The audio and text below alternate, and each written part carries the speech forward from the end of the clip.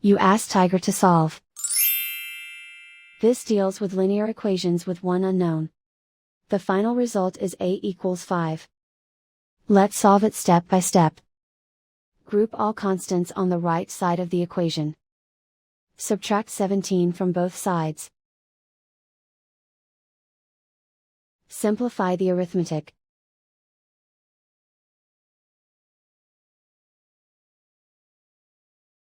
Isolate the a. Divide both sides by 3. Simplify the fraction. Find the greatest common factor of the numerator and denominator. Factor out and cancel the greatest common factor. And so the final result is a equals 5.